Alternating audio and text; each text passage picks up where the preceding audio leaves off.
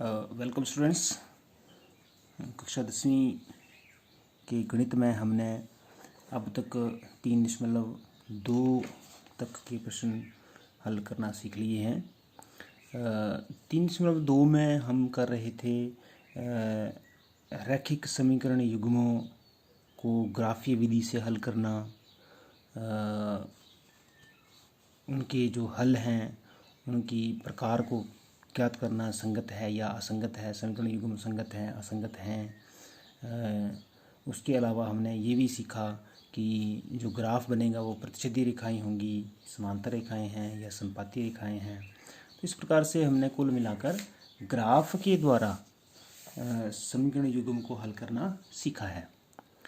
लेकिन कई बार हमारे पास जो निर्देशांक आ जाते हैं, रैखिक समीकरण के हलों को निरूपित करने वाले जो निर्देशांक आते हैं, जैसे मान लो कि x और y का जो मान है वो हमारे पास आ जाता है 4/13 और 1/9 आ गया। तो इन बिंदुओं को उस ग्राफ में दर्शाना हमारे लिए मुश्किल हो जाता है, थोड़ा डिफ़िकल्ट कार्य है, वो एक मुश्किल कार्य है। या इसके अलावा जैसे हमारे पास मान लो कि वर्गमूल 2 और वर्गमूल 5 आ गया, तो इस प्रकार के हलों को, इस प्रकार के बिंदुओं को ग्राफ के ऊपर ढूंढना हमारे लिए बहुत ही मुश्किल कार्य बन जाता है।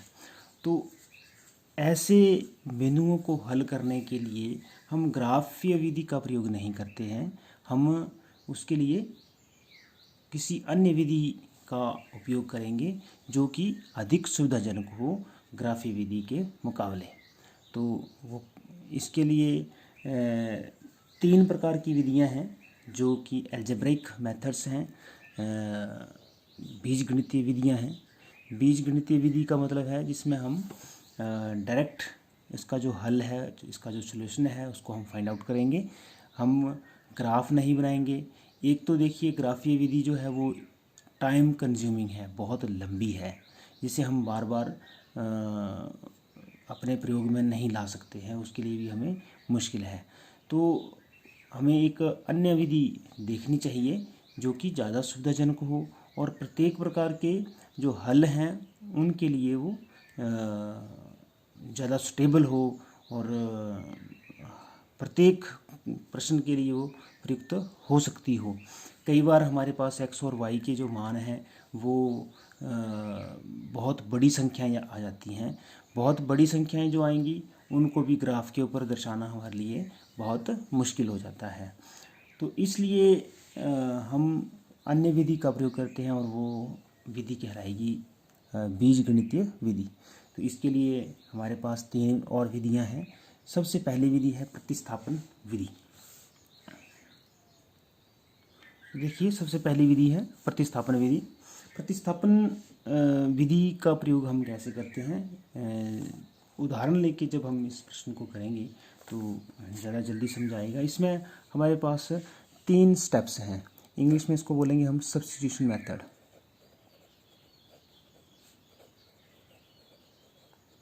सब्स्टिट्यूशन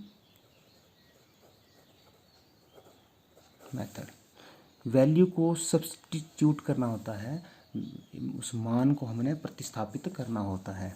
हमारे पास मान लो कि 2 समीकरण हैं, तो 2 उसमें वेरिएबल होंगे, 2 चर होंगे, और उन दोनों चरों का मान हम कैसे ज्ञात करेंगे। किसी इसमें पहला स्टेप जो हम लिखेंगे, स्टेप फर्स्ट। तो फर्स्ट स्टेप में हम क्या करते हैं कि एक चर का मान दूसरे चर के रूप में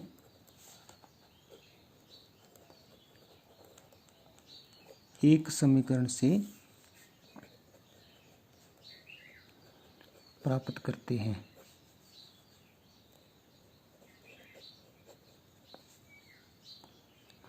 देखिए दूसरा स्टेप हमारे पास आएगा कि यह मान दूसरे समीकरण में प्रतिस्थापित करते हैं। पहले चर का मान दूसरे चर के रूप में एक समीकरण से प्राप्त करते हैं, और ये जो मान आया वो हम दूसरे समीकरण में प्रतिस्थापित कर देंगे, और दूसरे चर का जो एक्चुअल मान होगा वो हमारे पास आ जाएगा। फिर तीसरे स्टेप में हम क्या करेंगे, दूसरे चर का जो मान आया उसको हम पहले समीकरण में फिर से प्रतिस्थापित करेंगे, और पहले चर का जो मान है वो हमारे पास आ जाएगा। इंग्लिश में अगर हम लिखें इन स्टेप्स को तो from equation first we get one variable in terms of the other, and in the step second, in equation second the value of a first variable is substituted and the actual value of a second variable is found. Then third step, again from first equation the value of a first variable is found. So hence we get the values of both the variables. Now let's take one example. हम एक example लेकर करते हैं, एक उदाहरण लेते हैं और वहाँ से इसको ज़्यादा अच्छे तरीके से समझेंगे। देखिए पहला प्रश्न हमारे पास है यहाँ पर 3.3 में, निम्न रैखिक समीकरण युग्मों को प्रतिस्थापन विधि से हल करो। ये देखिए यहाँ विधि का नाम हमें दिया है प्रतिस्थापन विधि से हल करना है, बाय सब्स्टिट्यूशन मेथड। हमने सब्स्टिट्यूशन मेथड से ही इनको सॉल्व करना है और कोई मेथड नहीं लगाना है। तो इस तरह के प्रश्न में हम देखेंगे पहला प्रश्न x plus y equal to 14 है, x जमा वाई बराबर 14 और x माइनस वाई बराबर 4। ये दो समीकरण नंबर, समीकरण नंबर 1 और समीकरण नंबर 2। तो हम क्या करते हैं यहाँ पर फ्रॉम इक्वेशन 1, हिंदी में हम लिखेंगे कि समीकरण नंबर 1 से, समीकरण 1 से हमारे पास देखिए क्या आ जाता है, x या y किसी भी एक वेरिएबल, x और y दो हमारे पास चर हैं, दो में से किसी भी एक चर का मान जो है उसको दूसरे चर के रूप में हम व्यक्त करेंगे। तो मान लो कि हम x को ट्रांसपोज कर देते हैं राइट हैंड साइड को, तो क्या आ जाएगा y बराबर 14 माइनस एक्स। ये स्टेप हम ग्राफी विधि में भी कर रहे थे, वहाँ पर भी हम ऐसे ही करते थे। फिर हम x का मान लेते हैं, यदि x बराबर है इतना तो y इतना, यदि x इतना तो y इतना, यदि x इतना तो y इतना हमारे पास आता था। यहाँ पर हम यहाँ तक तो इसी प्रकार से करेंगे। अब इसके बाद हम थोड़ा सा अलग तरीके से करेंगे। देखिए ये जो हमारे पास y का मान आया 14 माइनस एक्स, इसको हम समीकरण नंबर 2 में भरेंगे। ये स्टेप हमारा 1 हो गया। ये क्या था, स्टेप फर्स्ट था, इसमें हमने एक चर का जो मान है वो दूसरे चर के रूप में व्यक्त किया है पहले समीकरण से। अब दूसरे समीकरण में भरेंगे, y बराबर है 14 माइनस एक्स, समीकरण 2 में प्रतिस्थापित करने पर, तो समय y का जो मान आया उसको हम समीकरण नंबर 2 में प्रतिस्थापित कर देंगे। देखो x माइनस वाई जो है ये y है, तो y की जगह हम क्या लिखने वाले हैं 14 माइनस एक्स, ब्रैकेट में लिखेंगे, क्योंकि बिना ब्रैकेट के लिखेंगे तो गलत हो जाएगा। तो x माइनस ब्रैकेट में 14 माइनस एक्स बराबर 4 है। बस अब देखिए, अब ये वन वेरिएबल इक्वेशन बनेगी, एक चर वाला समीकरण बन गया। इसको हम हल कर देंगे, x minus 14 minus minus plus हो जाएगा, x बराबर 4, x 2x हो जाएगा, माइनस 14 बराबर 4, 2x बराबर 4, 14 राइट हैंड साइड में जाएगा तो जमा 14 हो जाएगा, और ये बन जाएगा 18, 2x बराबर 18 तो x बराबर 9। हम देख सकते हैं यहाँ पर x बराबर 9 उत्तर आ गया। ये आया x का मान। ये जो x का मान आया इसको अब हम, ये था हमारा स्टेप नंबर 2। ठीक, हमने क्या किया कि पहले समीकरण में जो एक चर का मान आया था दूसरे चर के रूप में, उसको हमने समीकरण नंबर 2 में भर दिया, और यहाँ से हमारे पास दूसरे चर का मान आ गया। y का हमने निकाला था इस रूप में, अब x का मान आ गया। अब ये जो x का मान आया इसको वापस यहाँ पर हम भर देंगे। तो स्टेप 3 हमारा क्या आएगा कि x बराबर है 9 का मान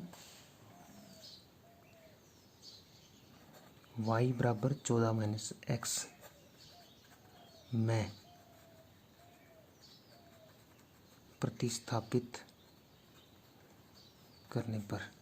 ठीक है, इंग्लिश में अगर हम लिखना चाहें तो क्या लिखेंगे, substituting x equal to 9 in y equal to 14 minus x. ठीक, तो क्या आएगा, y बराबर 14 माइनस 9 बनाइए, तो y बराबर 5। तो अभीष्ट जो हमारे पास हल आया वो क्या आया,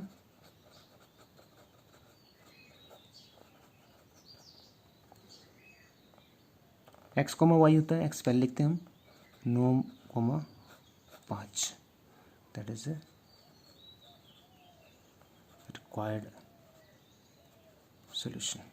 इंग्लिश में अगर हम लिखेंगे रिक्वायर्ड सोल्यूशन लिखेंगे। तो इस प्रकार से एक बार फिर से हम इसको देख लेते हैं। देखिए स्टेप्स क्या थे। पहला स्टेप था हमारे पास कि एक चर का मान दूसरे चर के रूप में समीकरण 1 से हम प्राप्त करते हैं। जरूरी नहीं कि एक पहले समीकरण ही लेना है, हमने दूसरे से भी प्राप्त करके पहले में भर सकते हैं, तो वैसे भी कर सकते हैं।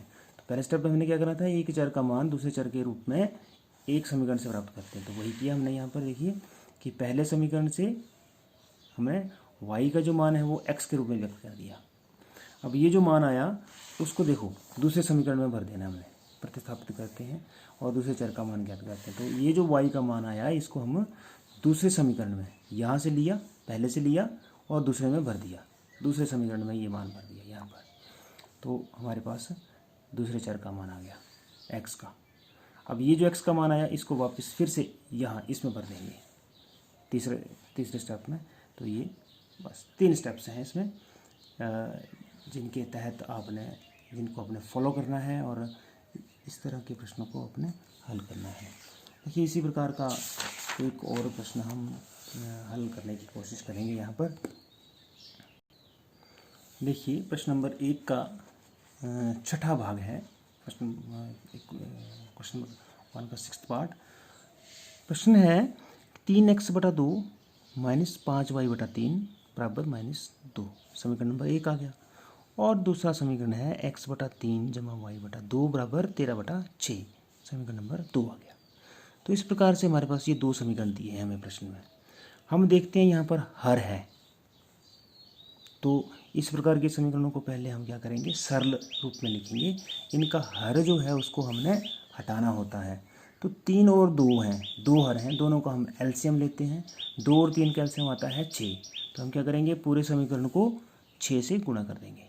6 से गुणा करने पर हमने लिख दिया यहाँ पर समीकरण 1 से 6 से गुणा करने पर, 1 को 6 से गुणा करने पर, तो 6 से गुणा करेंगे। देखो 2 से 6 कटेगा, 3 बचेगा, 3 3 9x। इसको 6 से गुणा किया इस पद को, तो 3 से 6 कटेगा, 2 बचेगा, 5 दूनी 10y बराबर यहाँ भी 6 से गुणा किया तो -12 बन गया। तो ये एक सरल समीकरण हमारे पास आ गया। इसको समीकरण नंबर 3 रख देते हैं अब हम। इसी प्रकार से समीकरण नंबर 2 में भी हम देखेंगे कि इसका हर 3 है, यहाँ पर 2 है और यहाँ पर 6 है। तो 3, 2 और 6 तीनों अंकों का हम एलसीएम लेते हैं। इसका भी 6 आएगा, 6 से गुणा किया हमने, हमारे पास समीकरण क्या बन जाएगा, 2x जमा 3y बराबर 13। तो ये 2 समीकरण यहाँ पर, समीकरण नंबर 3 और समीकरण नंबर 4, क्योंकि 1 और 2 पहले से हमने लिख लिए हैं, तो अब 3 और 4 लिखेंगे यहाँ पर। अब इसके बाद वैसे ही स्टेप 1 लेंगे हम समीकरण 1 से। देखिए पिछले प्रश्न में हमने y का मान x के रूप में लिखा था, यहाँ पर हम थोड़ा अलग करते हैं, x का मान y के रूप में लिखते हैं। तो क्या आएगा, देखिए 9x यहाँ रहेगा, -12 भी यहाँ रहा, 10y ये जो लेफ्ट हैंड साइड में था इसको हम राइट हैंड साइड में लेंगे, ये बन जाएगा +10y। तो 9x बराबर है 10y, जमा वाली पद पहले लिख देते हैं, -12 हम बाद में लिखते हैं, -12 ऐसे लिख सकते हैं इसको। सो x बराबर 10y - 12/9। देखो सारे का बटा 9 है, ये सिर्फ 10 का या 12 का बटा नहीं होगा 9, सारे का ही बटा 9, क्योंकि सारा 9 जो है वो सारी लेफ्ट हैंड साइड को गुणा कर रहा है, तो सारे राइट हैंड साइड को भाग करेगा जाके। ये आ गया हमारे पास x का मान समीकरण नंबर 1 से। अब ये जो मान आया इसको हम समीकरण नंबर 2 में भर देंगे। समीकरण 2 में x का मान प्रतिस्थापित करने पर, समीकरण नंबर 2 में हम ये मान भरेंगे। समीकरण नंबर 2 क्या है, लिख लेते हैं एक बार। सॉरी 2 नहीं 4 लिखेंगे यहाँ पर, यहाँ 3 लिखेंगे, अभी 3 और 4 है। तो समीकरण नंबर 4 क्या है, 2x जमा 3y बराबर 13। तो x का मान आया है हमारे पास ये 10y माइनस 12/9। तो यहाँ भर देंगे हम 2 10y माइनस 12/9 जमा 3y बराबर 13। इसको हल करना है हमने।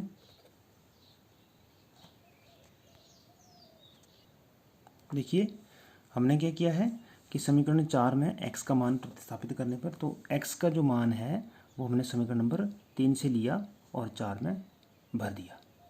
तो यहाँ से आएगा ये, इसको हल करेंगे आगे हम। देखो 2 से गुणा किया 20y माइनस 24/9 आएगा जमा 3y बराबर 13। अब देखेंगे यहाँ पर कि इसमें बटा 9 है, तो उसी प्रकार से इसको सरल करने के लिए हम क्या करेंगे, पूरे समीकरण को 9 से गुणा कर देंगे। पूरे समीकरण का मतलब कि लेफ्ट हैंड साइड में भी और राइट हैंड साइड में भी, बीच में बराबर है लगा है, सभी को ही हमने 9 से गुणा कर देना है। तो यहाँ 9 से गुणा होगा 9 कट जाएगा, ये तो 20y माइनस 24 उतना ही आएगा। 9 या 27 होते हैं, 27y आया बराबर 13 9 117। अब y का मान ज्ञात करना है, तो 20y जमा 27y बचा लेफ्ट हैंड साइड में, माइनस 24 को लेंगे हम राइट हैंड साइड में, तो 117 जमा 24 हो गया, 47y बराबर 141 आएगा। इसको आगे हम हल करेंगे तो हमारे पास y का मान आ जाएगा बराबर 3। ये जो y का मान बराबर है 3 आया, इसको हम वापस फिर से स्टेप 1 में जो x का मान आया था y के रूप में वहाँ पर भर देंगे। यहाँ पर हम y का मान भरेंगे 3, 10 गुणा 3 माइनस 12/9, तो ये बनेगा 18/9, मतलब x का मान आ गया 2, और अभीष्ट हल जो हमारे पास आएगा वो आएगा 2 और 3, 2,3। तो इस प्रकार से हमने इसका हल ज्ञात कर लिया। इसका अर्थ ये हुआ कि इस बिंदु पर दोनों रेखाएं जो है वो प्रतिच्छेद करेंगी।